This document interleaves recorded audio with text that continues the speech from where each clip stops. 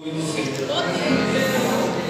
o Senhor estava nos preparando para este banquete maravilhoso, até que o Senhor nos ajudou, o Senhor nos deu livramento para essas estradas, porque nós servimos a um Deus Todo-Poderoso.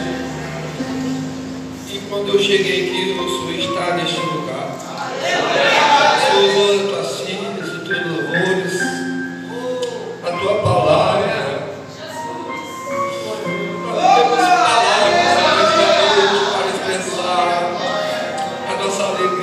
Estamos aqui nesta noite, mas o Senhor nesta noite continua dando força a este pastor, Senhor, diante deste rebanho, para conhecer, Senhor, cada dia mais na tua presença. Agora, Senhor, meu Pai, o teu servo, o pastor Denis, neste momento, não vou falar que apresentar ele nas tuas mãos, porque eu tenho sempre conversado com o teu servo. Ele está nas tuas mãos, e o Senhor tem algo para nos apresentar aqui nesta noite, através do teu Filho. Espírito Santo, prepara a tua igreja, Senhor, mais uma vez, culto de missão, Senhor. Dá um direcionamento a cada um dos teus filhos, a cada uma das tuas filhas, Pai, que nós vamos, meu Pai, falar, Senhor, do teu amor, do teu evangelho, cada dia mais, Senhor. Mas aqui está o teu servo, a oração, meu Pai, que o Senhor nos proporcionou nesta noite, para que o teu servo venha transmitir aquilo que é da parte do Senhor, que já está gravado na tábua do teu coração. E o Senhor só vai usar a tua voz para transmitir um som, para falar conosco nesta noite. Muito obrigado por tudo, Senhor. E usa o teu filho nesta noite. Mais e mais.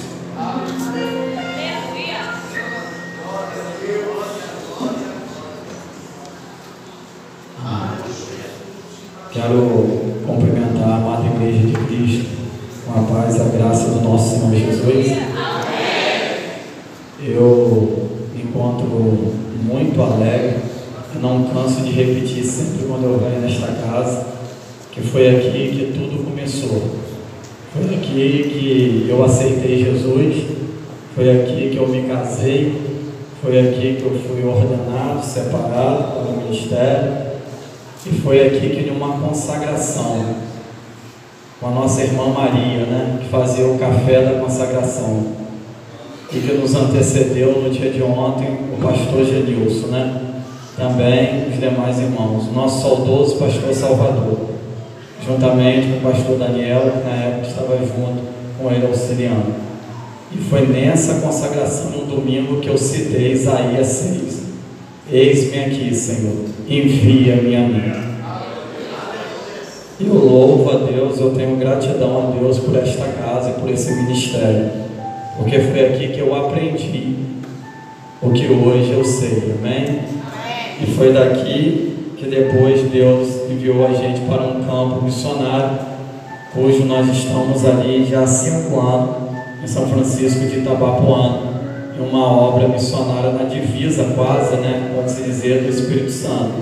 E ali Jesus tem curado, tem salvado, tem libertado, tem batizado com o Espírito Santo, e em breve ele voltará, como eu sei que ele tem feito aqui também com os irmãos, amém?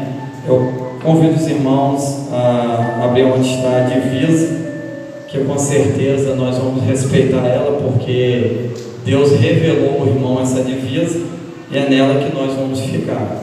Aleluia. Porque com certeza o irmão orou, ou a irmã, e Deus revelou esse tema para o 26º aniversário do Departamento de Missão, que eu quero parabenizar a igreja aqui de Bento Ribeiro. Amém? Que Deus continue abençoando nossos irmãos. E eu confesso aos irmãos que o departamento está uma festividade de missões, me deixa ao mesmo tempo muito animado, muito alegre, muito emocionado, porque eu aprendi a amar missões, eu aprendi a amar almas, e dentro de um corpo tem uma alma preciosa, e é essa alma que Jesus quer salvar. Amém? Aos Romanos, carta do nosso apóstolo Paulo, capítulo capítulo 10, o versículo, é o versículo 13. Logo depois nós vamos citar o tema, em nome de Jesus. A irmã Jéssica queria muito estar, ela está ali na casa da minha sogra, porque o Daniel não está muito bem devido a esse tempo, ontem ele levei ele no médico, por isso que ele não deu para vir, que ainda está bem novo, mas eu deixo a paz e um abraço na nossa irmã Jéssica e de todos os irmãos lá da igreja, Diz assim, aos Romanos 10, versículo 13. Vamos ler todos juntos?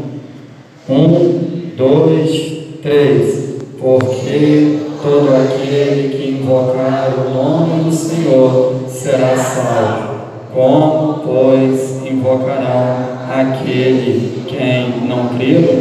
E como crerão naquele de quem não ouviram? E como ouvirão se não há quem pregue? E como pregarão se não forem enviados? Como está escrito: quão formosos os pés do que anunciam a paz, dos que anunciam coisas boas. Vamos repetir o tema do 26º aniversário do Parque de Missão. Vamos repetir no 3. 1, 2, 3. Até os confins da terra, ceifeiros da última hora, um chamado a muitos, um dever de todos. Amém. Os irmãos poderem sentar, dando glória, e para salvar também, libertar em invoca o Senhor agora, para quando você não deparar com o trono branco. E ali diante do trono branco não haverá mais oportunidade. Então a oportunidade é hoje. Aí eu te que pato que me dê camarada. Esse me te copata camarada.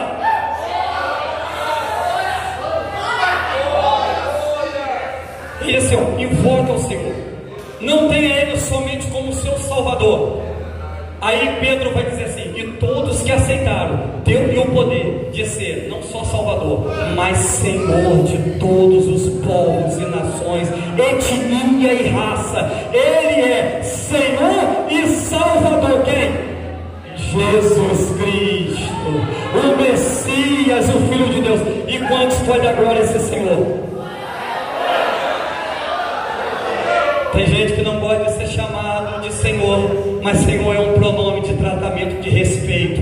E quando você se dirige a Jesus, você se dirige Senhor. Por que Senhor? Porque Ele é a autoridade máxima. Ninguém se dirige a um policial, uma autoridade dizendo você, ou pelo nome. É por isso que quando nós oramos, pedimos: Senhor, por favor, Senhor, concede essa prece, esse pedido, Senhor. Senhor, envia Teu Espírito, porque é a pessoa do Senhor. Então me dá esse presente que é o Espírito Santo na minha vida. E o Senhor dá para quem pede a Ele o presente que é o Espírito Santo. E quantos querem o Espírito Santo nessa noite? E é Ele que vai ajudar a igreja nesses últimos dias a romper em fé. Vamos lá, irmãos, adiante. Ele fala sobre a importância de ter Jesus como Senhor da sua vida, como comandante máximo. 14. Quando ele chega no 14, observa bem que Paulo cita o novo e o antigo, para que nem judeu e nem gentil tenha desculpa.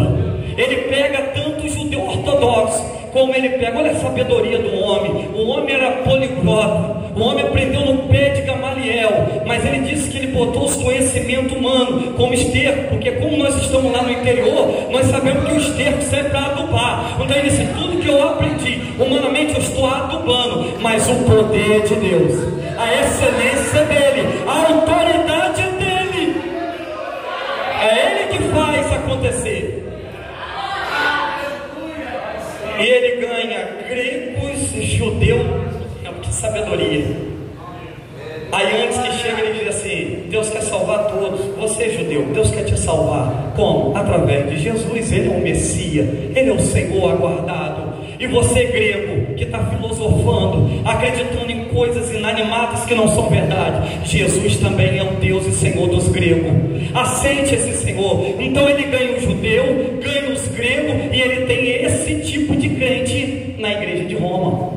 E agora ele tem que doutrinar, ensinar. Aí ele pega, agora ele sai do 13 e ele vai para o 14 dizendo: como invocarão se não tiver aqueles que creram? E como crerão naquele que não ouviram?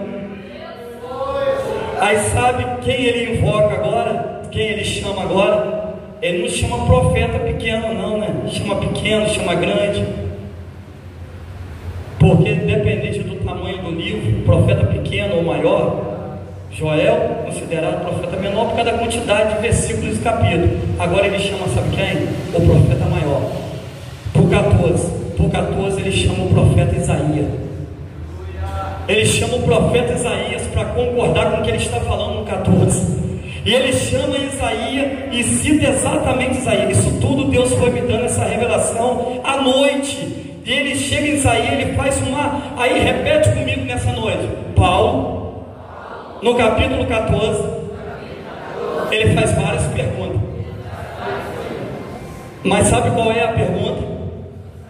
Ele faz uma pergunta retórica. O que é uma pergunta retórica?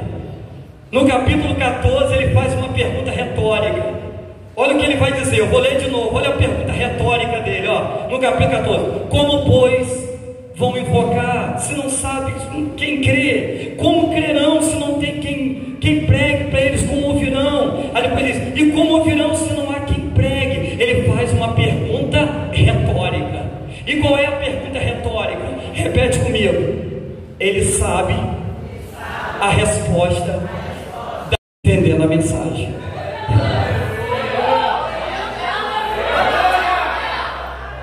É importante que você entenda a mensagem. É importante que você entenda o que está sendo pregado. Então ele faz uma pergunta retórica. Ele pergunta, mas sabendo a resposta. Então eu quero parafrasear essa mensagem essa noite dizendo o seguinte: se você pregue com clareza, pregue com sabedoria. Hoje ali no Atacadão, estava conversando com o profeta Samuel. É o que prega ali na rua, com cartaz, às vezes até mal entendido por causa do jeito de pregação. Mas ali hoje no Atacadão, um homem vendo nós dois conversando, chegou para ele e disse: você é um homem de Deus, eu sou um evangelista afastado, eu quero voltar para Jesus. E no meio do Atacadão cheio, o profeta Samuel pergunta: você quer voltar hoje, evangelista? Ele disse: eu quero voltar hoje. Aí ele me chama, eu estava no carro assim: pastor, vem cá, ore por ele aqui, esse evangelista está voltando agora no Atacadão para Jesus. E agora à tarde, o evangelista voltou para Jesus. Sabe quem é o verdadeiro pregador? Não sou eu que estou pregando aqui, porque eu ainda sou fichinha, eu ainda estou aprendendo, tenho muito que aprender com esses homens de Deus que estão aqui. Mas sabe quem é o verdadeiro pregador? É aquele que está lá no campo missionário. Sabe quem são os verdadeiros pregadores? Sabe quem são os verdadeiros missionários? São aqueles que estão lá nas ruas, nas aldeias, nos ribeirinhos, na Amazônia, lá no índio, lá no meio da tribo. Esses são os verdadeiros pregadores. Os verdadeiros pregadores não são esses que cobram 50, 60 para pregar. Não são aqueles que estão pregando lá em Gideão. Os verdadeiros pregadores são quem Gideão está sustentando. São quem o nosso saudoso pastor Cicino sustentava. Esses são os verdadeiros pregadores, são os que estão lá fora pregando. Nós somos apenas falantes de Jesus. Estamos aqui falando do Senhor, pregando. Mas os verdadeiros missionários e pregadores do Evangelho são esses homens que dão o rosto para bater, que apanham, sofrem afronta, perde esposa, perde filho e perde às vezes até a vida por amor a Jesus. O que falar do Coliseu? O que falar dos nossos irmãos que morreram lançados aos leões? O que falar desses irmãos que deixaram para nós um legado? Irmãos, e quando chega aqui, ele vai invocar Isaías e vai dizer que a fé em Cristo é criada somente em meio da palavra de Deus, anunciada e pregada. Irmãos, a fé vem pelo ouvir, e ouvir a palavra de Deus, mas tem que ter alguém que pregue. Que pregue com unção, não só com conhecimento, mas com poder do Espírito de Deus. Que se junte as duas coisas. Deus juntou no apóstolo Paulo as duas graças, a graça do saber e a graça do poder do Espírito de Deus. E ali ele juntou as duas coisas. Como ele era um homem poliglota, ele sabia falar em grego, sabia falar em espanhol, inglês. E isso Deus usou essa capacidade dele. E é por isso que nós não descartamos nem a igreja que envia, o pastor. O que acontece hoje é que às vezes o pastor que está, isso não acontece aqui, graças a Deus. Nós estamos vendo um exemplo aqui que o nosso irmão contou sobre missões. Mas o que acontece às vezes é que às vezes o que está pastoreando, apacentando, ele acha que ele não precisa às vezes do missionário, porque ele já é. E às vezes o missionário que está lá fora também, eu digo dos que estão desengrejados. Eu digo daqueles que não têm igreja, que não têm pastor. Eles acham que não precisa de um pastor e não precisa de uma igreja. Eu não digo que Deus não está usando, que Deus não está fazendo, mas todo enviado, ele é enviado por uma igreja. Ele precisa de uma igreja para estar dando cobertura a ele. Não existe missionário sem igreja. Ei, pelo amor de Deus, nós estamos num tempo de desengrejado por aí. Eu sou missionário. Missionário da onde? Não, meu ministério é próprio, Jesus é minha igreja. Eu sou autônomo. O pastor está falando que eu sou autônomo. Irmãos, nem quem está pastoreando, deixa eu dizer bem, isso não acontece aqui. Nem quem está pastoreando pode fazer pouco caso, desprezar o missionário que está lá. Quem está entendendo? Nem quem está aqui pode dizer assim, não, mas eu estou aqui, eu sou autoridade. Não pode desprezar o trabalho do missionário, que é precioso. E nem o missionário pode desprezar o trabalho do pastor. Por quê? Porque, repete comigo nessa noite, o missionário ganha e o pastor, por favor, Felipe, faça favor. O missionário, por favor, o missionário, ele ganha. Por favor, olha o que ele vai fazer, o missionário, Aleluia! Ele ganha e me entrega para o meu pastor, para que ele possa cuidar de mim. Então o missionário ganha e o pastor cuida. É isso que Paulo está querendo dizer. Como que vocês vão pregar se não tem quem cuide? Tem que ter alguém para cuidar, tem que ter alguém para apacentar, tem que ter alguém, e alguém precisa falar isso. Alguém precisa pregar isso por aí, porque as pessoas estão andando sem. Sabe para que eu não me envergonho? Porque é poder de Deus para salvar. Porque me salvou. Eu era um perseguidor da igreja, eu consenti em matar. Por isso que eu sou menor, eu sou o último, porque eu persegui a igreja de Cristo. Eu fui terrível. Ele reconhece a sua miserabilidade. Ele reconhece que ele não é nada sem Jesus, que tudo que temos, tudo que somos. Por que eu sou grato a Deus essa casa? Porque foi aqui que eu conheci Jesus, foi aqui que eu me casei, foi aqui que eu fui batizado com o Espírito Santo e com fogo. E é por isso que eu não esqueço o que Jesus fez por mim, porque tudo que temos, tudo que somos, se há alguma virtude, alguma glória nisso, é Cristo, é Cristo, é Cristo, é Cristo que é a glória.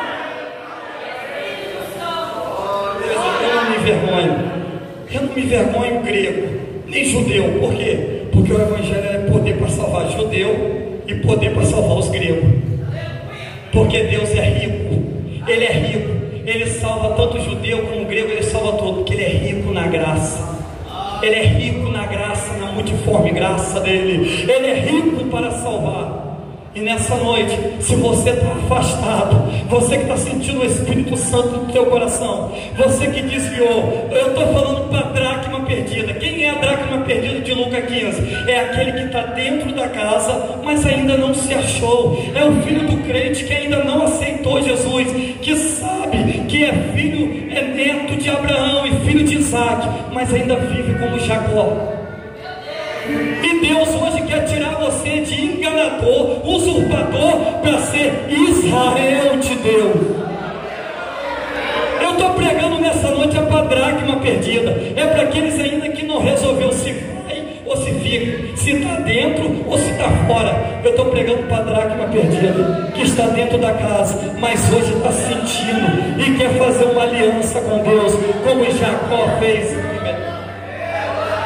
Eu também estou pregando nessa noite para a ovelha ferida, que se machucou, foi lá para fora, e alguém te trouxe hoje, e você, a tua visão como ovelha, não é capaz para chegar até aqui, mas alguém foi lá e te trouxe até aqui. Ó, ovelha perdida da casa de Israel, Jesus está te chamando nessa noite. Ele quer fazer uma aliança com você.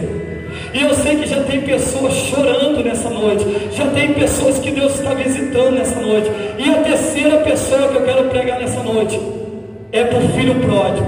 Ei, filha de crente, filho de crente, ei, você que decepcionou com alguma coisa, Jesus não tem nada a ver com o homem.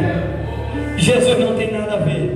Aqui ele vai dizer, encerrando o 15, ele cita Lucas agora, 9: quem rejeita a vocês, rejeita a mim. Meu Deus. Despreza a mim. Quem rejeita o pregador, o pastor, a mensageira, rejeita a Deus. Saulo, Saulo, quem é que tu persegue? Sou eu.